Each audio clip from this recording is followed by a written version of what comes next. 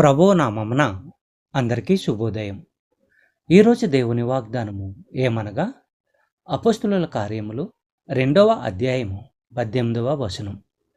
ఆ దినములలో నా దాసుల మీదను నా దాసురాండ్రు మీదను నా ఆత్మను కుమ్మరించెదను గనుక వారు ప్రవశించెదరు. సహోదరి సహోదరులారా, దేవుడు తన ఆత్మను లోకమంతటికి ఇవ్వడు. తనను నమ్మి అలా సేవకులైన వారికే ఇస్తాడు. యోహాను సువార్త 14వ అధ్యాయము 17వ వచనము మనము పరిశీలించినట్లయితే, లోకము ఆయనను చూడదు, ఆయనను ఎరుగదు గనుక ఆయనను పొందనేరదు. మీరు ఆయనను ఎరుగుదురు, ఆయన మీతో కూడా నివసించును, మీలో ఉండును. సహోదరి సహోదరులారా, లోకము అంటే అపనమ్మకముతో పాపము అంధకారంలో ఉన్న ఈ లోకము అని యేసు ఉద్దేశము.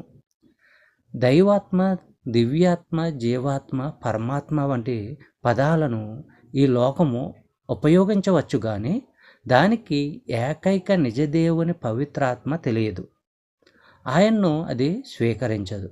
యేసు శిష్యులకు ఈ పవిత్రాత్మ తెలుసు.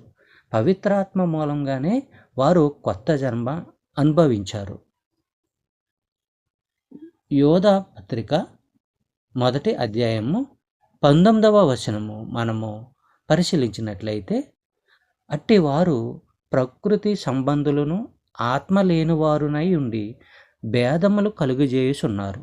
సహోదరి సహోదరులారా, ప్రతి మనిషిలోనూ పుట్టుక నుంచి ఉండే ఆత్మ దైవాత్మ కాదు, అది దేవుడు సృష్టించే ఆత్మ. ప్రతి వ్యక్తిలోనూ మిగతా వారందరికీ భిన్నంగా ఉండే ఆత్మ, సృజించబడిన ఆత్మ.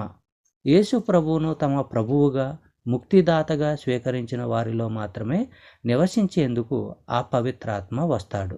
చెప్పబడిన వాగ్దానము దేవుడు దీవించి ఆశీర్వదించునుగాక. ఆమేన్.